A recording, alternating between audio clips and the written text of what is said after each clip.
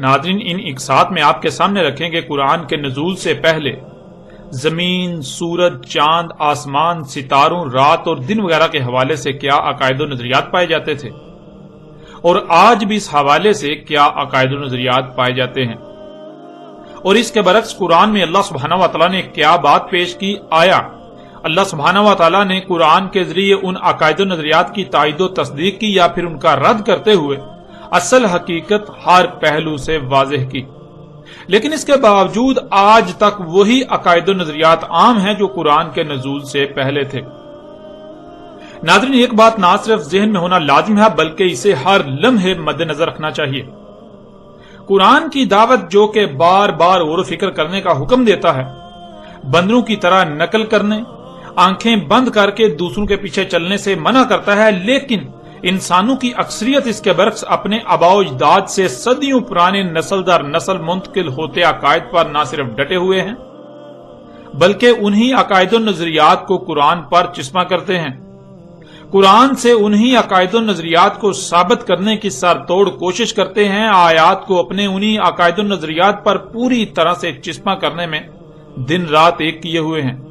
اپنے انہی عقائد و نظریات کے دفاع میں قرآن کی آیات کو من چاہے تراجم و تفاسیر کی صورت میں توڑ مروڑ کر دلائل پیش کرنے میں دن رات لگے ہوئے ہیں، خود کو بدلنے کی بجائے قرآن کو بدلنے کا قصد کیے ہوئے ہیں۔ لیکن ناظرین، یہاں سوال تو یہ ہے کہ اگر یہی پرانے عقائد و نظریات ہی حق و سچ تھے تو پھر قرآن کے اتارنے کا مقصد تو ختم ہو جاتا ہے، کیونکہ یہ بات اٹل حقیقت ہے، جب بھی کوئی نئی بات سامنے آتی ہے تو وہ پہلے سے موجود باتوں کے رد کے طور پر سامنے آتی ہے، نہ کہ ان کی تائید و تصدیق کرنے کے لیے۔ اگر تائید و تصدیق کرنے کے لیے آئے تو ایسی باتیں کرنے والے کا پہلے سے موجود باتوں، عقائد و نظریات وغیرہ سے کوئی تصادم نہ ہو، کوئی اختلاف نہ ہو، بلکہ الٹا ان کو تقویت فراہم کرے۔ لیکن آپ جانتے ہیں کہ قرآن پہلے سے موجود عقائد و نظریات کی تائید و تصدیق کرنے کے لیے نہیں اتارا گیا تھا، اور نہ ہی قرآن نے ان کی تائید و تصدیق کی، بلکہ قرآن کے اترنے سے پہلے جو عقائد و نظریات موجود تھے، قرآن کا ان سے بھرپور تصادم ہوا۔ قرآن تو ان سے متصادم ہے۔ اختلافات کی نوعیت اس قدر شدید تھی کہ جب تک محمد علیہ السلام دعوت دیتے رہے تو سامنے سے شدید ترین مخالفت کا سامنا رہا، یہاں تک کہ مخالفین اس آواز کو دبانے یا بند کرنے کی ہر طرح سے کوشش کرتے رہے، آخر تک محمد علیہ السلام کو قتل کرنے کی منصوبہ بندیاں کرتے رہے۔ اور ناظرین، قرآن سے ہی سوال کرتے ہیں کہ آیا قرآن پہلے سے موجودہ عقائد و نظریات کی تائید و تصدیق کرنے کے لیے اتارا گیا تھا، یا پھر ان کا رد کرنے اور حق واضح کرنے کے لیے قرآن کو اتارا گیا تھا؟ اس وقت سکرین پر آپ کو سورہ الجمعہ کی آیت نمبر 2 نظر آ رہی ہے، جس میں اللہ سبحانہ و تعالیٰ کہتے ہیں، وہی ہے ذات امیین میں بیعث کیا رسول انہی میں سے، تلاوہ کرتا ہے ان پر اس کی آیات کی اور ان کا تزکیہ کرتا ہے اور علم سکھاتا ہے انہیں الکتاب کا اور حکمت سکھاتا ہے، اگر تھے اس سے پہلے ہر لحاظ سے کھلم کھلا گمراہی میں۔ ناظرین، آیت کے آخری حصے میں اللہ سبحانہ وتعالی نے یہ بات بالکل کھول کر واضح کر دی کہ اگر تھے اس سے پہلے کھلم کھلا ہر لحاظ سے گمراہی میں، یعنی اگر وہ ہر لحاظ سے کھلم کھلا گمراہی میں نہ ہوتے تو اللہ سبحانہ وتعالی اپنا رسول بیعث نہ کرتا، اللہ اپنا رسول نہ بھیجتا، جس سے یہ بات کھل کر واضح ہو جاتی ہے کہ جب اللہ سبحانہ وتعالی نے اپنا رسول بیعث کیا، اپنا رسول کھڑا کیا، تب پوری دنیا ہر لحاظ سے کھلم کھلا گمراہی میں تھی۔ ان کے عقائد و نظریات جاہلانہ اور بے بنیاد اور محض ظن پر مبنی تھے، نہ کہ علم پر مبنی۔ اور قرآن میں جس موضوع کو بھی زیر بحث لایا گیا تو اس موضوع پر قرآن سے پہلے جو بھی عقائد و نظریات عام تھے سوائے گمراہی کے اور کچھ نہ تھے۔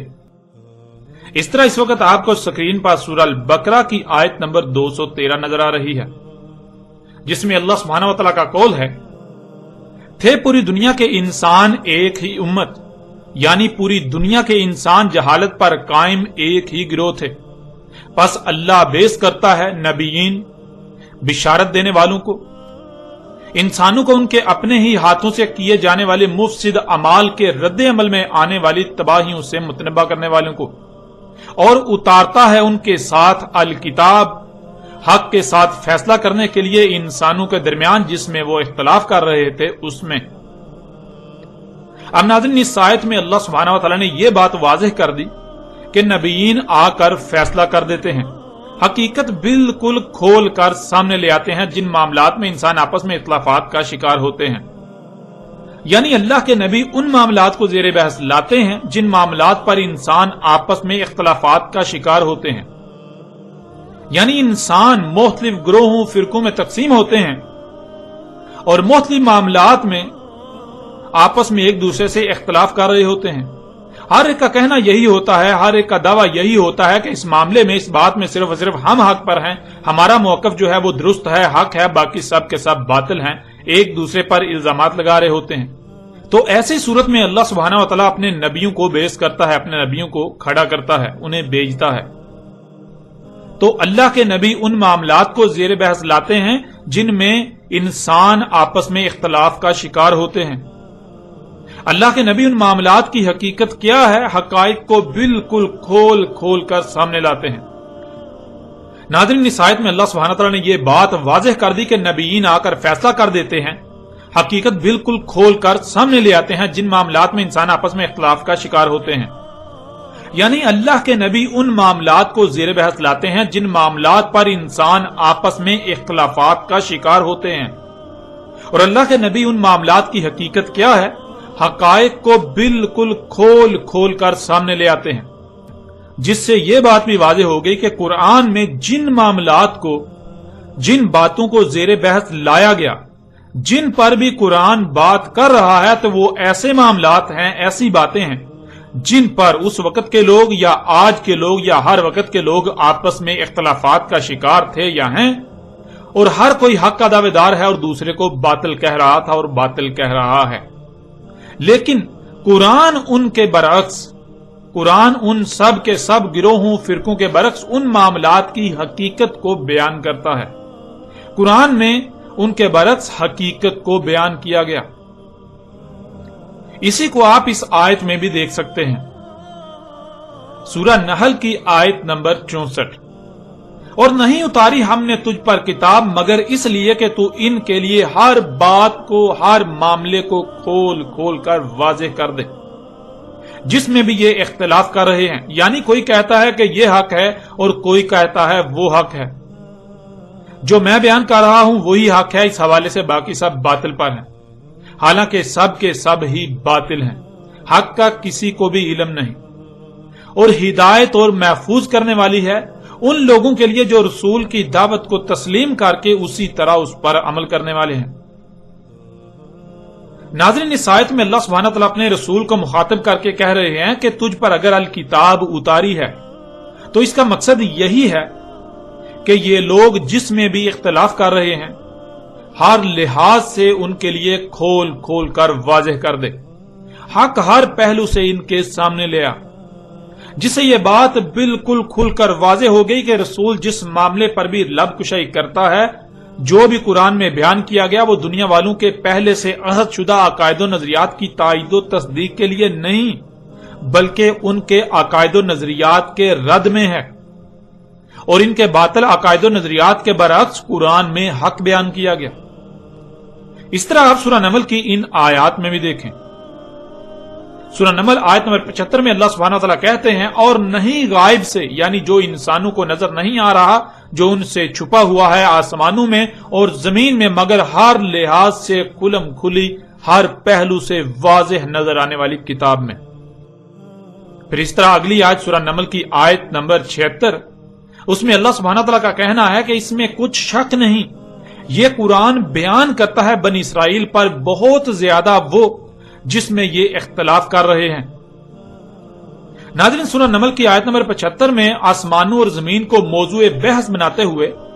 آسمانوں اور زمین کے حوالے سے بنی اسرائیل کے اکثر بڑی تعداد میں نظریات کا قرآن رد کر رہا ہے،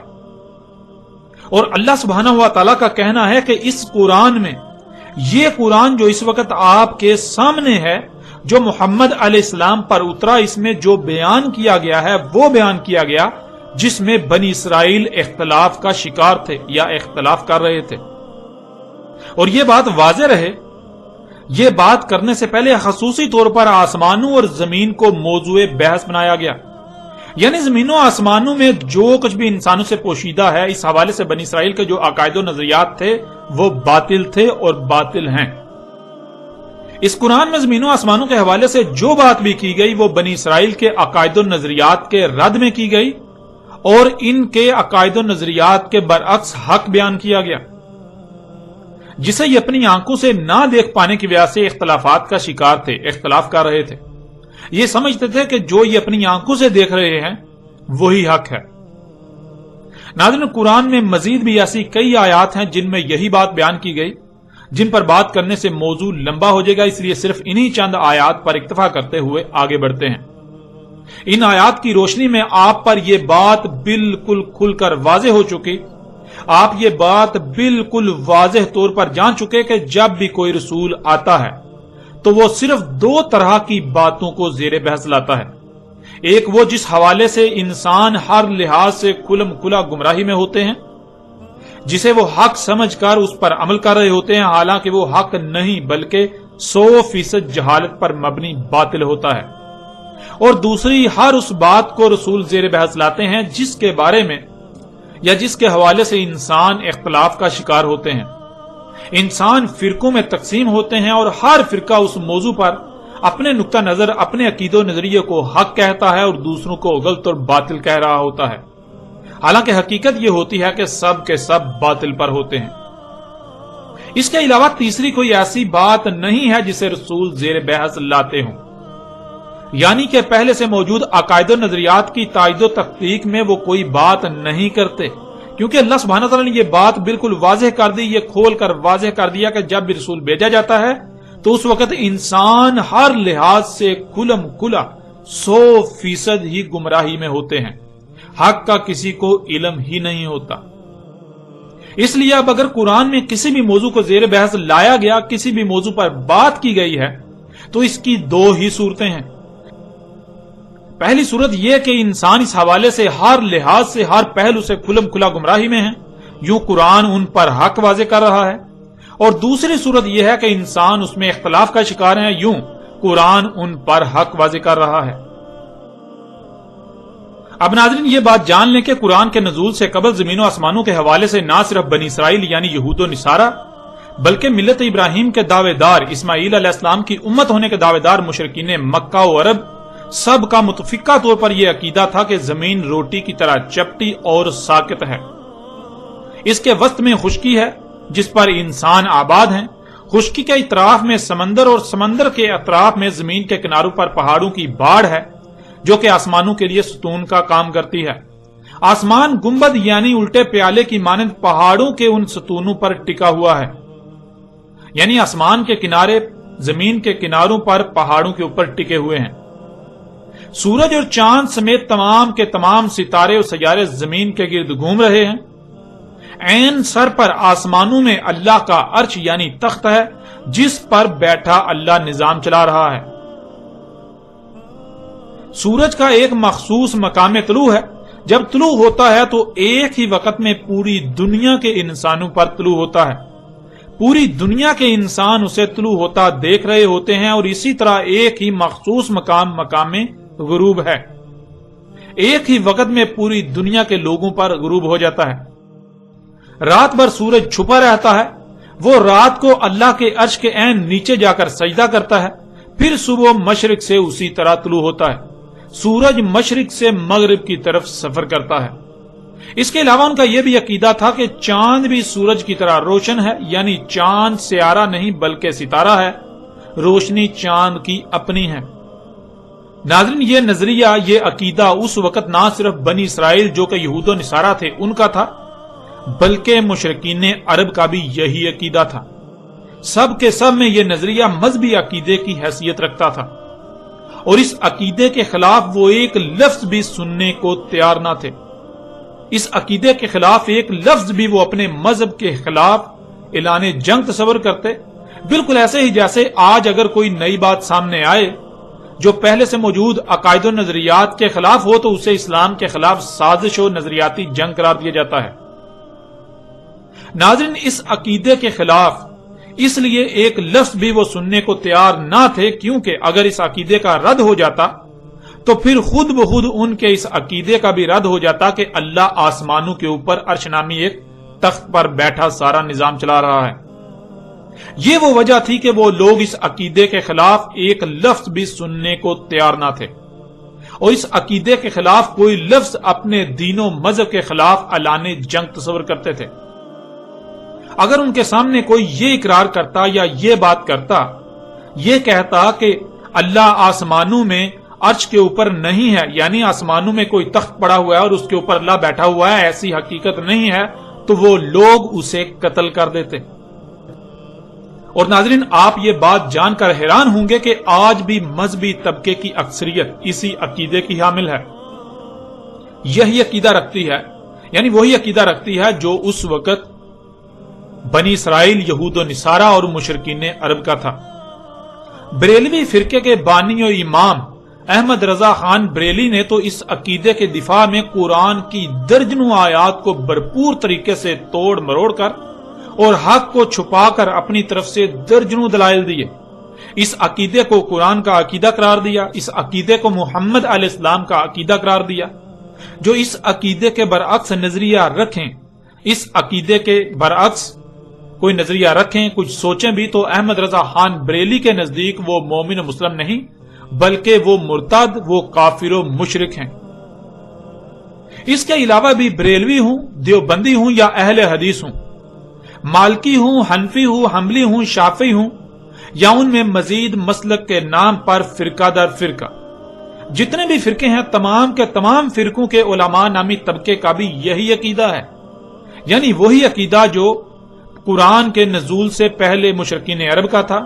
جو قرآن کے نزول سے پہلے بنی اسرائیل، یہود و نصارہ کا تھا۔ اور ناظرین، عوام کی اکثریت جو اسکولوں، کالجوں اور یونیورسٹیوں وغیرہ سے تعلیم یافتہ ہے، اس عقیدے کے برعکس زمین کو گول تسلیم کرتی ہے، سورج کے زمین کے گرد گھومنے کی بجائے زمین کے گھومنے سے دن اور رات کے آنے جانے کو تسلیم کرتی ہے۔ لیکن عوام کی اکثریت کو اس کا علم ہی نہیں کہ ان کے علماء نامی طبقے کا ان کے برعکس یہود و نصارہ اور مشرکین عرب والا ہی عقیدہ ہے، اور جو اس عقیدے کے خلاف بات کرے اسے ماننا تو دور کی بات، وہ ان کی نظر میں مرتد،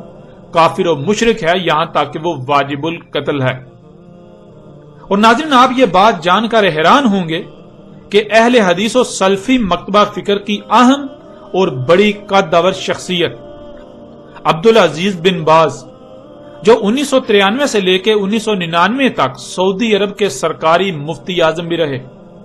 ان کا باقاعدہ فتویٰ موجود ہے کہ جو زمین کو ساقط تسلیم نہ کرے اور سورج کو زمین کے گرد گھومتا تسلیم نہ کرے وہ کافر ہے، وہ مرتد ہے، یہاں تک کہ اس کا قتل جائز قرار دیا۔ یعنی اگر کوئی ایسا شخص جو خود کو مسلمان کہلواتا ہے اور وہ یہ بات تسلیم کر لیتا ہے کہ زمین ساقط نہیں ہے بلکہ حرکت کر رہی ہے، اور سورج کے زمین کے گرد گھومنے جس سے دن رات ہو رہا ہے اس بات کا انکار کرتا ہے، تو وہ مرتد ہے، اسے قتل کرنا جائز ہے۔ ناظرین، یہاں ایک چھوٹا سا سوال یہ پیدا ہوتا ہے کہ اگر علماء نامی طبقے کی اکثریت کا بھی وہی عقیدہ ہے جو مشرکین عرب سمیت یہود و نصارہ کا تھا، تو پھر علماء نامی طبقہ اس پر بات کیوں نہیں کرتا؟ تو ناظرین، اس سوال کا جواب یہ ہے کہ اگر اس موضوع کو زیر بحث لایا جائے گا تو علماء نامی طبقہ آج اس عقیدے کا کسی بھی صورت دفاع نہیں کر سکے گا۔ عیسائیت اپنے اس عقیدے میں اتنی متشدد تھی کہ شروع میں بڑی تعداد میں ایسے لوگوں کو چرچ کے حکم پر قتل و قید کیا جاتا رہا جو اس عقیدے کے خلاف بات کرتے یا اپنی بات کا پرچار کرنے کی کوشش کرتے۔ دنیا عیسائیت میں اسی وجہ سے یہ عقیدہ موضوع بحث بنا اور سائنس نے عیسائیت کے اس عقیدے کے پرخچے اڑا دیے، جس سے دنیا عیسائیت کا عیسائیت سے بھروسہ اٹھ گیا۔ آج اہل مشرق یورپ و مغرب کو عیسائی سمجھتے ہیں اور کہتے ہیں، لیکن مغربی دنیا کو اس بات کا علم ہی نہیں کہ عیسائیت کس چڑیا کا نام ہے۔ سائنس نے عیسائیت کی جڑ ہی کاٹ کر رکھ دی۔ اور یہی وجہ ہے جس وجہ سے خود کو مسلمان کہلوانے والے اس کو موضوع بحث نہیں بناتے. اس کو زیر بحث لا کر حق پہچاننے کی بجائے اس موضوع پر بالکل بات نہیں کی جاتی،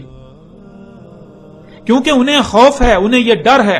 کہ آج پوری دنیا اپنی آنکھوں سے حق کو دیکھ رہی ہے. اگر اسے موضوع بحث بنایا جائے گا، زیر بحث لایا جائے گا،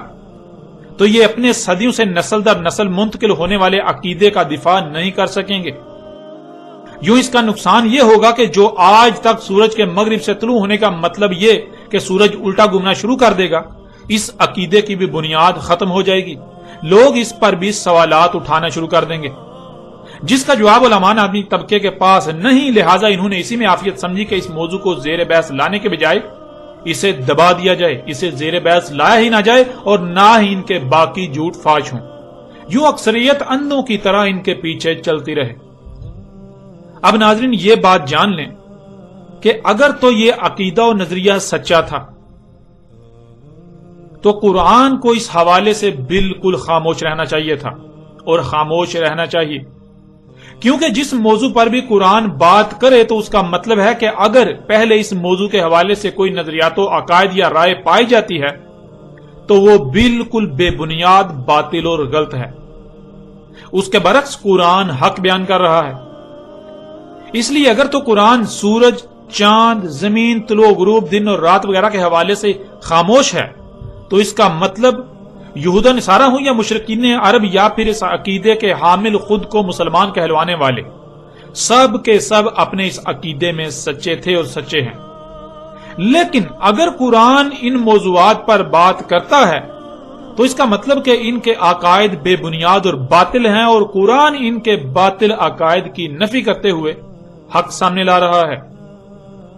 جیسے ہی ہم آگے بڑھیں گے تو آپ پر واضح ہو جائے گا کہ قرآن میں اللہ سبحانہ و تعالیٰ نے اس عقیدے کا نہ صرف ہر پہلو سے رد کیا بلکہ اس کے برعکس حق بیان کیا.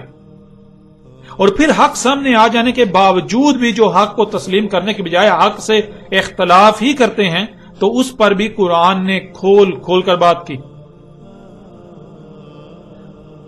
اس وقت سکرین پر آپ کو سورہ بقرہ کی آیت نمبر 213 کا اگلا حصہ نظر آ رہا ہے، جس میں اللہ سبحانہ وتعالیٰ کا کہنا ہے، اور جو اختلاف کیا اس میں، یعنی جو حق ہر لحاظ سے کھول کھول کر بالکل واضح کر دیا گیا،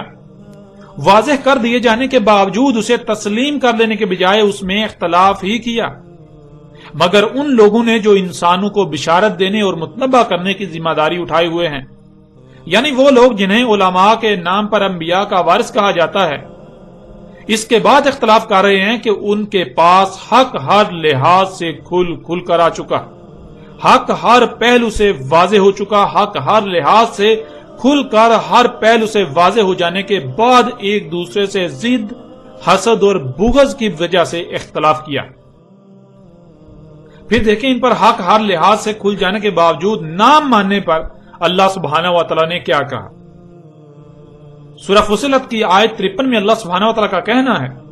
ان قریب ہم انہیں دکھائیں گے ہماری آیات آفاق میں، یعنی ان مقامات میں جو آج ان کے لیے ناقابل رسائی مقامات ہیں، جہاں آج ان کی پہنچ ممکن نہیں، اور ان کی اپنی ذات میں، یہاں تک کہ خود ہی ان کے لیے بالکل کھل کر ہر لحاظ سے ہر پہلو سے واضح ہو جائے گا. اس میں کچھ شک نہیں وہ حق ہے، اس میں کچھ شک نہیں وہ سچا ہے. قرآن کے نزول کے وقت اللہ سبحانہ تعالیٰ نے کہا تھا کہ تم حق ہر لحاظ سے کھل جانے کے باوجود بھی حق سے اختلاف ہی کر رہے ہو، ان باتوں کو نہیں مان رہے. لیکن جان لو ان قریب ایک وقت آئے گا جب تمہاری رسائی ان مقامات تک ہوگی جہاں آج تمہاری رسائی نہیں ہے، جو مقامات آج تمہارے لیے ناقابل رسائی ہیں. جب وہ وقت آئے گا تو تمہیں ان موجودہ ناقابل رسائی مقامات میں اور خود تمہاری اپنی ہی ذات میں آیات دکھائی جائیں گی. تب تم مانو گے، تب تم خود ہی کہو گے کہ وہ حق ہے، وہ سچا ہے. یعنی آج جو تم نہیں مان رہے، لیکن جب تم یہ سب اپنی آنکھوں سے دیکھ لو گے تب تم خود اسی کو حق کہو گے جو آج ہم کہہ رہے ہیں. جو زمینوں آسمانوں اور جو کچھ بھی ان میں ہے ان کے حوالے سے قرآن میں بیان کر دیا گیا. ناظرین، کیا وہ وقت آ چکا یا نہیں جب اللہ نے آفاق میں اپنی آیات دکھانی تھی اور خود ان کی اپنی ذات میں، تو اس پر بھی آگے چل کر بات ہوگی۔ ناظرین، آگے بڑھنے سے پہلے یہ بات بھی یاد رکھیں کہ اس عقیدے کے حامل لوگ آج تک ایسا کرتے آ رہے ہیں کہ یہ قرآن میں اس موضوع سے متعلق آنے والی آیات کو اپنے اسی آباء و اجداد سے منتقل ہونے والے عقیدے کو سچا ثابت کرنے کے لیے تراجم و تفاسیر کی صورت میں توڑ مروڑ کر اس پر چسپاں کرتے ہیں۔ آپ غور کریں، اگر قرآن میں جتنی بھی ایسی آیات ہیں جن سے یہ لوگ اپنے نظریے کو سچا ثابت کرنے کی کوشش کرتے ہیں اور کہتے ہیں کہ دیکھو قرآن میں بھی زمین کو ساقط کہا جا رہا ہے، تو سوال یہ پیدا ہوتا ہے کہ اس وقت کے تمام مشرکین عرب و یہود و نصارہ کو تو خوشی سے اچھلنا چاہیے تھا کہ قرآن ان کے اتنے اہم اور بنیادی عقیدے کی تائید و تصدیق کر رہا ہے، لیکن کیا ایسا ہوا؟ ناظرین، اس وقت تو اس کے بالکل برعکس ہوا۔ انہوں نے قرآن کو اپنے پہلے سے عہد شدہ عقائد و نظریات کے خلاف جنگ قرار دیا، اور آج وہی مشرکین قرآن کو ہی اپنے انہی عقائد و نظریات کے دفاع میں توڑ مروڑ کر پیش کرنے کی پوری کوشش میں لگے ہوئے ہیں۔ ناظرین، قرآن کے نزول کے وقت بھی جن لوگوں کو پتا چلا، جن کے علم میں یہ بات آئی کہ قرآن ان سے اختلاف کر رہا ہے، تو انہوں نے اپنی طرف سے قرآن کے خلاف اور اپنے اس عقیدے کے حق میں، اپنے ان نظریات کے حق میں طرح طرح کے دلائل دینے کی بھرپور کوشش کی، لیکن نتیجے میں انہیں ذلت و رسوائی کا سامنا کرنا پڑا۔ بالکل ایسے ہی اللہ کو علم تھا کہ آئندہ بھی جب یہ موضوع زیر بحث لایا جائے گا تو حق کے مقابلے میں باطل اپنے حق میں دلائل دینے کی بھرپور کوشش کرے گا، حق سے اختلاف کرے گا۔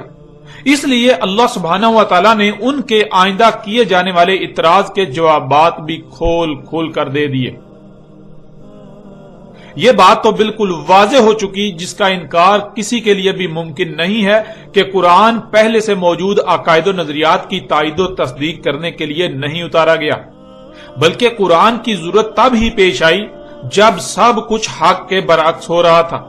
اس لیے قرآن ایسے کسی نظریے و عقیدے کی تائید نہیں کرتا، بلکہ الٹا اس کے پرخچے اڑاتا ہے۔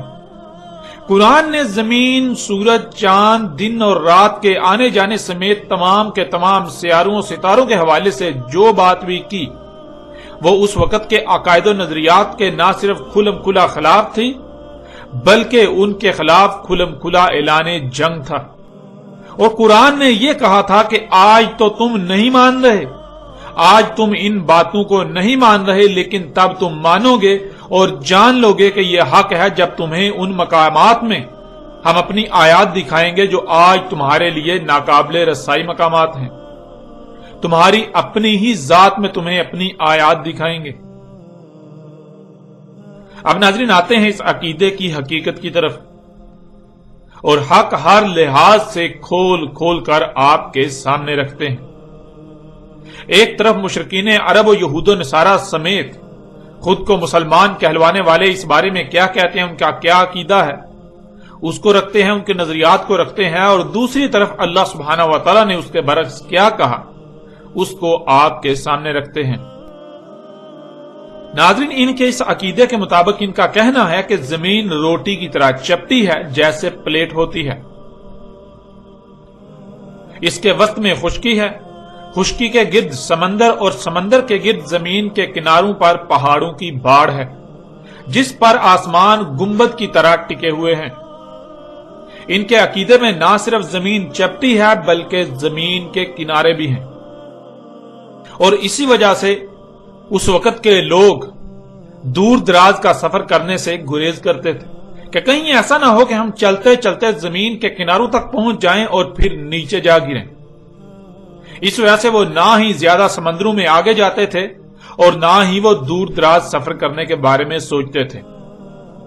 اب ناظرین دیکھیں قرآن اس حوالے سے کیا کہتا ہے۔ کیا قرآن اس بات کی تصدیق و تائید کرتا ہے کہ زمین چپٹی ہے، زمین کے کنارے ہیں، یا پھر قرآن اس کے برعکس کچھ اور کہتا ہے؟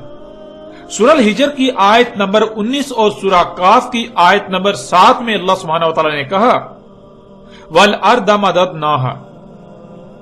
مدد کہتے ہیں جس کا کوئی کنارہ نہ ہو، جس کا کوئی کونا نہ ہو، جس میں ہر لحاظ سے تسلسل ہو۔ یعنی کہ آپ چل رہے ہیں تو ایسا نہیں کہ کنارہ آ جائے، کوئی کونا آ جائے، یا آپ کو آگے سے دائیں بائیں ہونا پڑے، ایسا بالکل نہیں ہے۔ زمین کو ہم نے مدد کیا کہ زمین کا کوئی کونا نہیں ہے، زمین کا کوئی کنارہ نہیں ہے، زمین میں ہر لحاظ سے تسلسل ہے۔ تو ناظرین، اس آیت میں اللہ سبحانہ و تعالیٰ نے کہا ہم نے زمین کو مدد کیا، یعنی ہم نے زمین کو ایسا خلق کیا کہ اس کا کوئی کنارہ نہیں، اس کا کوئی کونا نہیں، جدھر بھی رخ کر کے چلا جائے گا تو اس کا کوئی کونا یا کنارہ نہیں آئے گا،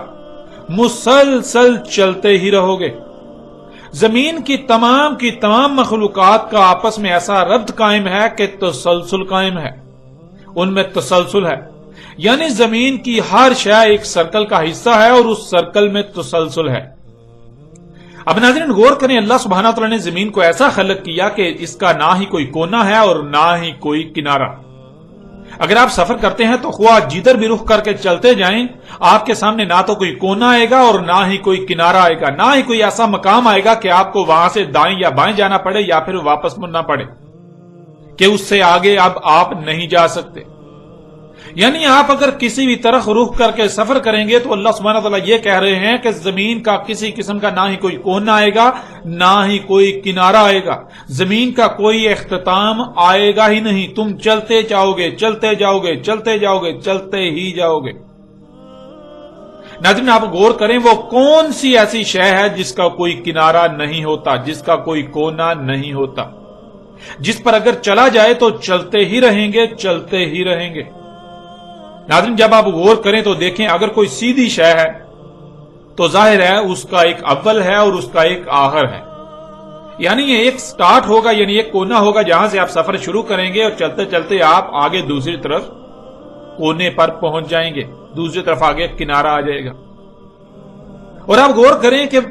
اگر کسی شے میں کوئی کونا کنارہ نہیں آتا، صرف تسلسل ہی آتا ہے، آپ چلتے ہی جائیں، چلتے ہی جائیں، یعنی سیدھا رخ کر کے چلتے ہی جائیں، چلتے ہی جائیں، چلتے ہی جائیں، تو وہ ایک دائرہ سامنے آئے گا۔ یعنی وہ دائرہ ہی واحد ایسی شے ہے کہ جس پر آپ چلتے جائیں تو کوئی کنارہ یا کونا سامنے نہیں آئے گا۔ اور زمین پر جدھر بھی رخ کیا جائے تو ہر طرف ہی دائرہ سامنے آئے گا،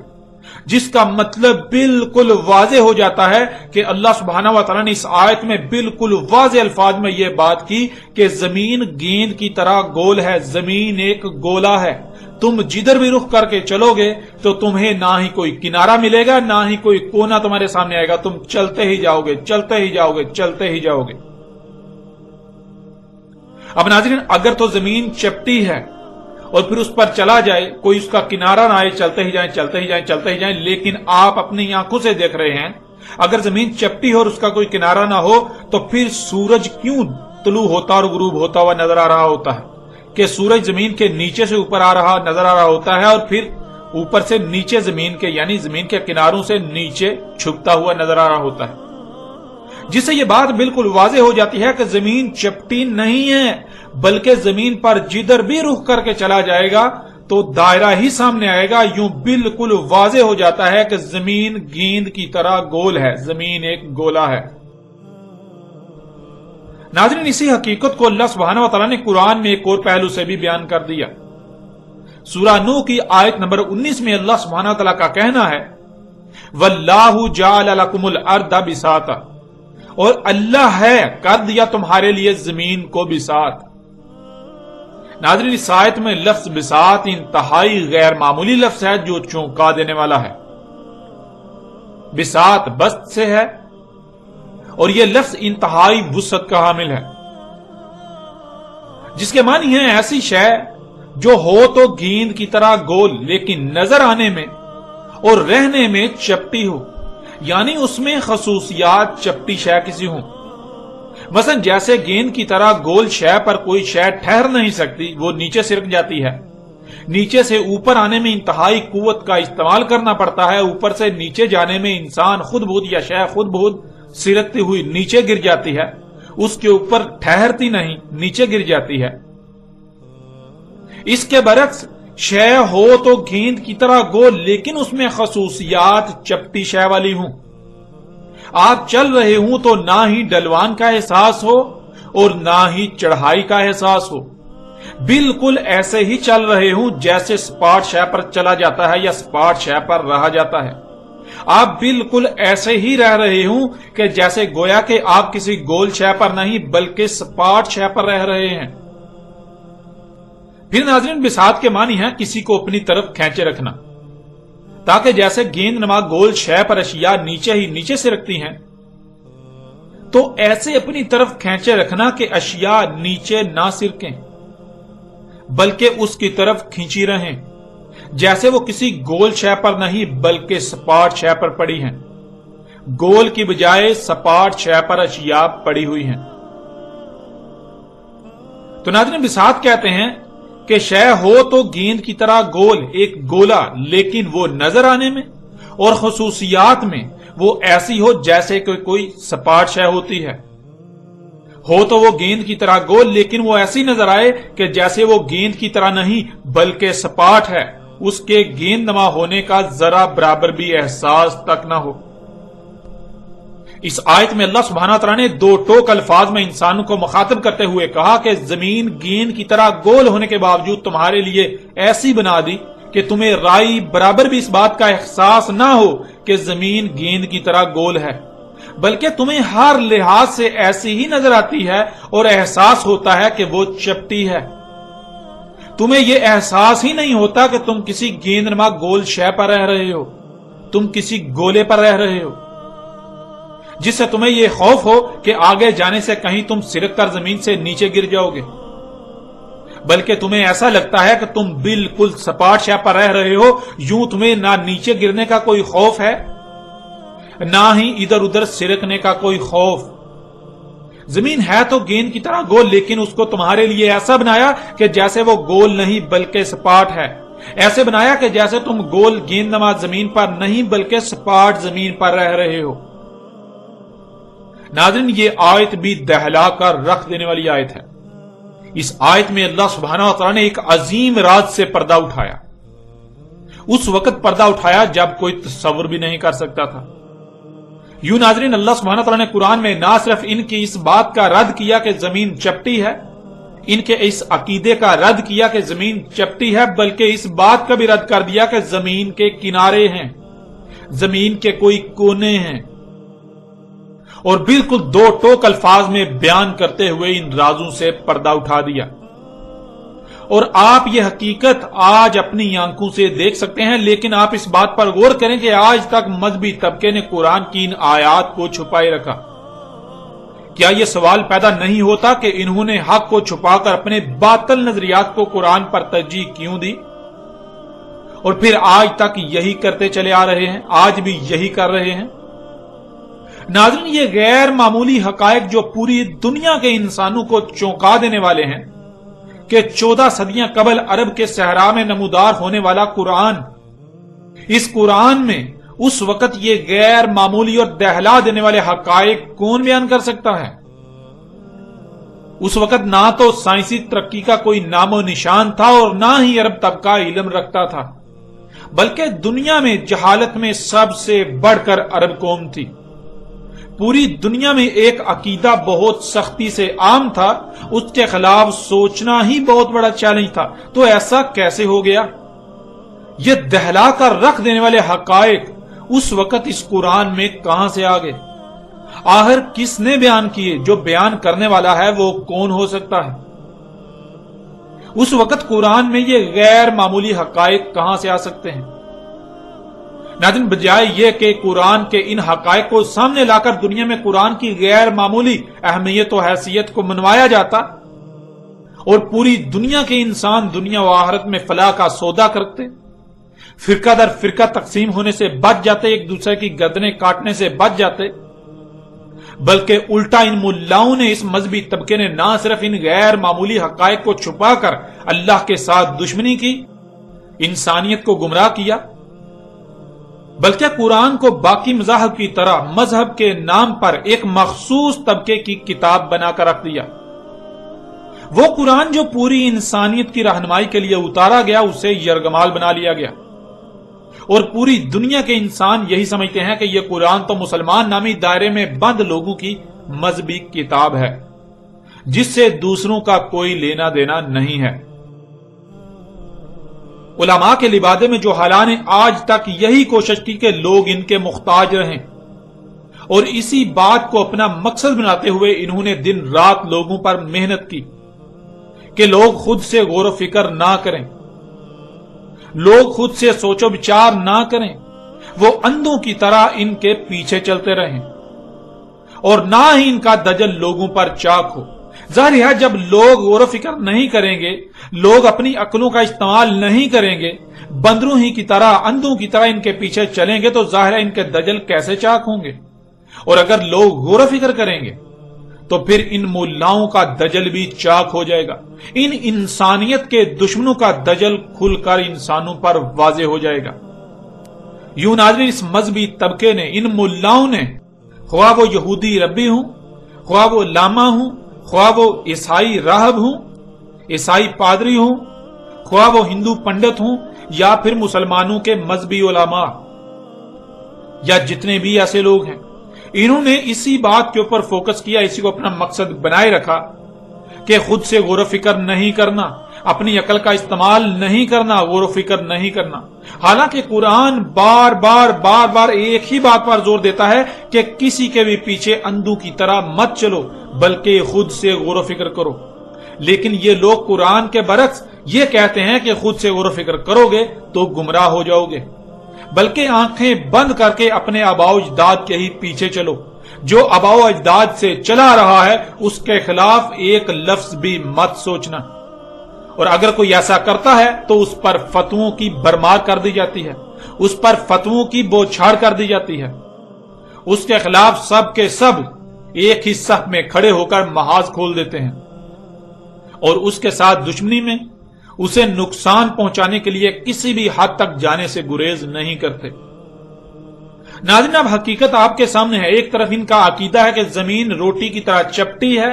اور اس کے کنارے ہیں، اور ان کے برعکس اللہ سبحانہ وتعالی نے قرآن میں بالکل واضح کر دیا، دو ٹوک الفاظ میں یہ راز کھول کر رکھ دیا کہ زمین چپٹی نہیں بلکہ زمین گیند کی طرح گول ہے، زمین ایک گولا ہے جس کے کوئی کنارے نہیں ہیں۔